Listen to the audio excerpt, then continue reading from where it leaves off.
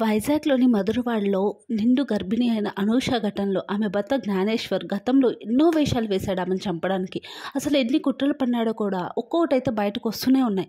అసలు అనూషను జ్ఞానేశ్వర్ చంపిన విషయం కూడా బయటకు వచ్చుండేది కాదు అసలైతే.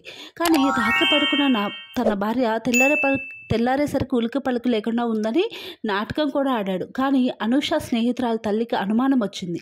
ఆమె అనుమానమే నిజమైంది. ఒకవేళ ఆమె అనుమానించకుండా ఉండుంటే జ్ఞానేశ్వర్ హత్య చేసిన విషయం ఇంత త్వరగా తెలిసుండేది కాదు. అసలు పూర్తిగా కూడా తెలియకుండా ఉండేది కూడా. అయితే మరోవైపేమో పోలీసుల విచారణలో అయితే జ్ఞానేశ్వర్ చేసిన కుట్ర కుతంత్రాలు అన్నీ ఒక్కొక్కటి బయటకు వచ్చేస్తూనే ఉన్నాయి. అయితే వైజాగ్ బీచ్ రోడ్లో కాలేజ్లో అయితే అనూష హోటల్ మేనేజ్మెంట్ కోర్స్ చేస్తున్నప్పుడు లవ్ అని చెప్పి వెంటపడ్డాడట. అలాగే పెళ్ళికి ముందే శారీరకంగా సెక్సువల్గా ఒకటవుదామని చాలాసార్లు ప్రయత్నించాడు. కానీ అందుకు అనూష ఒప్పుకోలేదన్నమాట. తను ఎప్పుడూ కూడా మ్యారేజ్ అయిన తర్వాతే ఏదైనా అని చెప్పి అన్నాడు. దీంతో వాళ్ళ ఇంట్లో వాళ్ళకి తెలియకుండా వాళ్ళ పేరెంట్స్ జ్ఞానేశ్వర్ వాళ్ళ పేరెంట్స్కి తెలియకుండా సింహాచలంలో అయితే పెళ్లి చేసుకున్నాడు. ఈ పెళ్ళికైతే అనూష వాళ్ళ ఫ్రెండ్స్ అండ్ ఫ్యామిలీ మెంబర్స్ మాత్రమే వచ్చారనమాట. ఆ తర్వాత మధురవాడలో కాపురం పెట్టి తాను బెంగళూరులో ఉంటున్నానని తల్లిదండ్రులను కూడా నమ్మించాడు. అంటే తల్లిదండ్రులు కూడా ఈ విషయంలో మోసం చేశాడనమాట. పెళ్లి తర్వాత అనూషతో సెక్సువల్గా ఒకటయ్యాడు జ్ఞానేశ్వర్. ఆ తర్వాత ఆమెను ఎలాగోలా వదిలించుకోవాలని అవకాశం చిక్కినప్పుడల్లా కూడా ప్రయత్నాలు చేస్తూనే ఉన్నాడు. నాకు క్యాన్సర్ అటాక్ అయింది, నాతో పాటు ఉంటే నీ జీవితం కూడా పాడైపోతుంది, అసలు విడాకులు తీసుకొని నువ్వు వేరే వాళ్ళని పెళ్లి చేసుకుని హాయిగా ఉండంటూ కొన్ని నంగనాచి కబుర్లు కూడా చెప్పాడట. కానీ ఇవేమి అనూష వేటికి కూడా లొంగలేదు. చావైనా బతకైనా నీతోనే, నిన్ను వదిలి ఎక్కడికి వెళ్ళాను తెగేసి అయితే చెప్పింది. అంతగా ప్రేమించిన అమ్మాయిని చంపాలని వాడికి ఎలా అనిపించిందో నాకైతే అర్థం కావట్లేదు.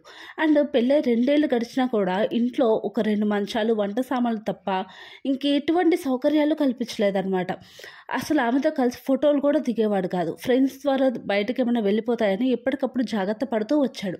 ప్రెగ్నెంట్గా ఉన్న ఆమె ఒకసారి ఫలూదా తాగాలని ఉందని అడిగితే తీసుకొని వచ్చి దాంట్లో నిద్ర మాత్రం స్లీపింగ్ పిల్స్ కల్పించాడు. అవి తాగుతున్నప్పుడు గ్లాస్లో కరగకుండా ఉన్న ఒక మెడిసిన్ ఆమె గుర్తించి ఏంటని అడిగిందనమాట. అడిగితే తనకేం తెలియదు అని చెప్పి బుకాయిచ్చేశాడు. మొత్తానికి ఆమెను వదిలించుకోవాలనే ప్రయత్నం అయితే ఆపలేదన్నమాట. అప్పుడైనా ఆమె కనుక అనుమానం వచ్చుంటే, ఒకవేళ అనుమానం వచ్చి ఈ విధంగా చేస్తున్నాడా అని అనుకొని ఉంటే, ముందే జాగ్రత్త పడుంటే ఖచ్చితంగా తను ఈరోజు సేవ్ అయ్యేది. తన కడుపులో ఉన్న ఆడ శిశువు కూడా సేవ్ అయ్యేదని నేను అనుకుంటున్నాను అనమాట. అండ్ ఏప్రిల్ 13వ తేదీ అర్ధరాత్రి దాటిన తర్వాత వాళ్ళ వైఫ్ని హత్య చేసేసాడు జ్ఞానేశ్వర్. ఆ తర్వాత పెద్ద నాటకం వేశాడు. పొద్దున్నే లేచి బెడ్రూమ్లోనే ఫోన్ చూసుకుంటూ చాలా న్యాచురల్గా నటించేశాడు. అంటే నైట్ మొత్తం కూడా డెడ్ బాడీతోనే ఉన్నాడు తను. అండ్ 2 రోజుల ముందే వాళ్ళ అమ్మమ్మ కూడా ఆమె దగ్గరకు వచ్చారనమాట. ఆవిడైతే ప్రెజెంట్ బయట పడుకునే వాళ్ళనమాట. ఉదయం అనూషని నిద్ర లేపేందుకు అయితే ఆమె రూమ్లోకి వెళ్ళింది. ఆమె ఎంత లేపినా అనూష నుంచి ఎట్లాంటి రెస్పాన్స్ రావట్లేదనమాట. ఏంటి లేవడం లేదు, ఏమైందని కొంచెం ఆశ్చర్యంగా ఫేస్ పెట్టు తనలోని ఉన్న నటన మొత్తాన్ని బయటకు చూపించాడు జ్ఞానేశ్వర్. అయితే తన భార్య లేవడం లేదని అందరినీ కంగారు అయితే పెట్టేశాడు. నైబర్స్లో ఉండే 2 గ్రే హౌన్స్ కానిస్టేబుల్స్ ఉన్నారు. వారిలో ఒకరికి కారు ఉందన్నమాట.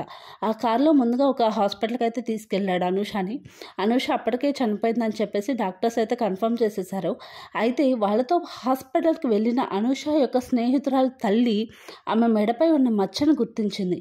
అంతేకాకుండా అనూష శరీరం అంతా కూడా నల్లగా ఉబ్బిపోవడం చూసి ఇది క్యాజువల్ డెత్ కాదని ఆమె యొక్క అనుమానం అయితే బయటపెట్టిందనమాట. దీంతో అనూష డెడ్ బాడీని అక్కడి నుండి కేజీహెచ్కి తీసుకెళ్ళిపోయారు. తర్వాత పోలీసులకు కూడా ఈ విషయం చెప్పారు. తర్వాత ఈ వాస్తవాలన్నీ కూడా బయటపడ్డాయి అన్నమాట. అండ్ హత్యకి గురైంది కదా అనూష, నిండు గర్భిణి. ఆమెకు పోస్ట్ మార్టం చేసిన డాక్టర్స్ అయితే ఆమె ప్రెగ్నెంట్, ఆమె కడుపులో ఒక ఆడపిల్ల ఉందని, ఆ ఆడపిల్ల కూడా చనిపోయిందని ఆమెను కూడా బయటకైతే తీశారనమాట. అసలు అది చూసినప్పుడు ఎంత మనసు బాధగా ఉంటుంది. అండ్ తనకి పుట్టిన పాపనే కావాలని చెప్పి తను చంపేశాడు అంటే ఇది నార్మల్ విషయం అయితే కాదనమాట. ఈ విషయంలో జ్ఞానేశ్వర్ వాళ్ళ పేరెంట్స్ని కూడా అయితే మోసం చేశాడు. ఇటు ఈ ప్రేమించిన అమ్మాయిని కూడా మోసం చేశాడు. ఒక్క మాట వాళ్ళ పేరెంట్స్ నేను ఈ విధంగా ప్రేమించాను, పెళ్లి చేసుకున్నాను అని చెప్తే ఫస్ట్ వాళ్ళు ఒప్పుకోకపోయినా కానీ తర్వాత రిలేషన్ బాగుండేదేమో. కానీ ఈ అబ్బాయి తొందరపడి అమ్మాయిని అయితే చంపేశాడనమాట. ఇదంతా కూడా తను అయితే ఆమెను ప్రేమించలేదనమాట. జస్ట్ వాడుకొని వదిలేద్దాము అని చెప్పి ట్రై చేశాడు. వాడుకొని వదిలేయడానికి మాత్రమే ఇన్ని పన్నాగాలు అయితే పన్నాడు. సెక్సువల్గా ముందే పెళ్ళికి ముందే కలిసి ఉంటే ఆమెను అప్పుడే వదిలేసాడు. ఆమె పెళ్ళైంది, అయితేనే ఇవన్నీ అని చెప్పడంతో మ్యారేజ్ చేసుకొని పేరెంట్స్కి తెలియకుండా ఎంత పెద్ద నాటకం ఆడాడు. అండ్ అమౌంట్కి కూడా ఎటువంటి లాస్ లేదనమాట తనకి. అంటే 2 ఫాస్ట్ ఫుడ్ సెంటర్స్ ఉన్నాయి, ఇంకో దగ్గర ఎక్కడో వర్క్ చేస్తున్నాడు, ఇవన్నిటి మీద కలిపి చాలా అమౌంట్ అయితే వస్తుందన్నమాట. అయినా కానీ ఇంట్లో కావాల్సిన సామాన్లు ఏమీ కొనలేదు. లైక్ ఫ్రిడ్జ్ కానీ లేకపోతే డబుల్ కాట్ అలాంటివి ఏమీ కొనలేదన్నమాట. ఎంత మిడిల్ క్లాస్ అయినా కానీ ఇవన్నీ ఉంటాయి.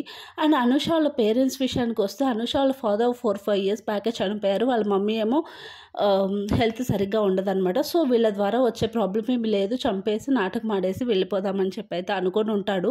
కానీ ఇదైతే అనుష వాళ్ళ ఫ్రెండ్ వాళ్ళ తల్లి ఎవరైతే ఉందో ఆమె యొక్క అనుమానం బయట పెట్టడంతో ఇదైతే బయటకు వచ్చింది. ప్రెగ్నెంట్ లేడీ కదా, ఏదైనా హెల్త్ ఇష్యూ వల్ల చనిపోయింది అనుకుంటారని అనుకున్నాడు. కానీ ఈ విధంగా అయితే బయటపడ్డాడనమాట. తప్పు ఎప్పటికైనా తప్పే. ఒక నిండు ప్రాణం అనమాట. తనతో పాటు తను ప్రెగ్నెంట్ అంటే నెక్స్ట్ డే డెలివరీ అవ్వడానికి డెలివరీ హాస్పిటల్లో జాయిన్ అవ్వాలి అసలు అయితే.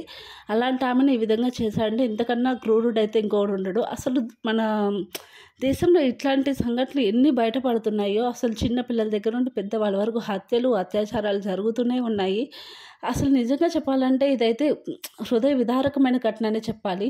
ఇదైతే అందరినీ అయితే కలిసివేసింది. ఒక్కసారిగా అయితే ఈ 2 తెలుగు రాష్ట్రాలు ఉలిక్కి పడ్డాయి అనమాట ఈ హత్య చూసి. అంటే నిండు గర్భిణిని చంపాడు అంటే ఖచ్చితంగా ఎవరికైనా బాధగానే ఉంటుంది. ఇంకా వాళ్ళ పేరెంట్స్ యొక్క, వాళ్ళ చెల్లి యొక్క బాధ అయితే వర్ణనాతీతం అనమాట.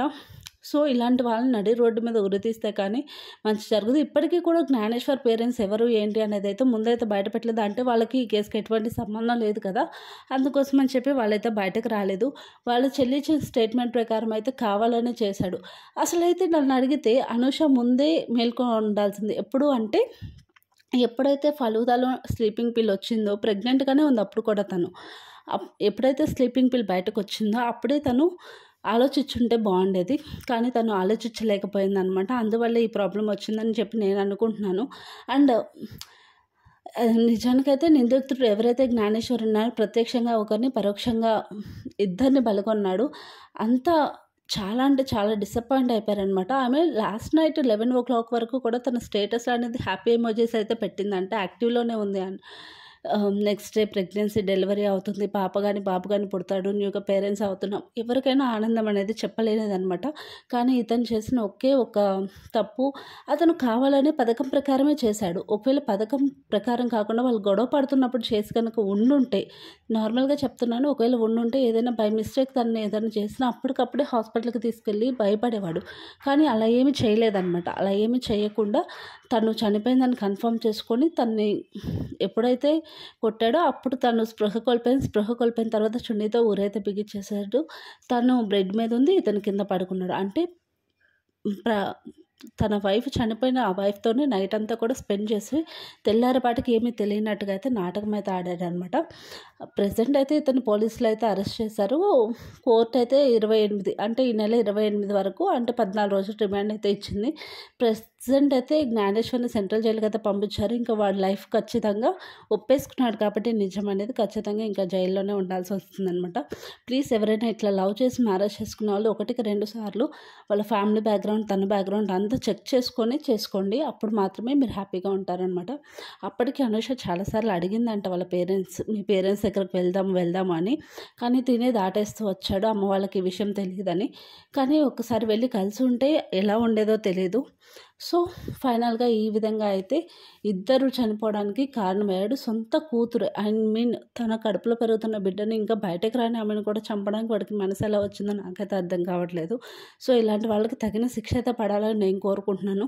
మీరేమనుకుంటున్నారు అనేది కామెంట్లో చెప్పండి. అలాగే మొదటిసారి మన ఛానల్ చూసినట్లయితే లైక్ చేయండి, షేర్ చేయండి, సబ్స్క్రైబ్ చేసి పక్కన ఉన్న బెల్ ఐకాన్ అనేది తప్పనిసరిగా యాక్టివేట్ చేసుకోగలరు. Thank you for watching Priyanka and cutie vlogs. By.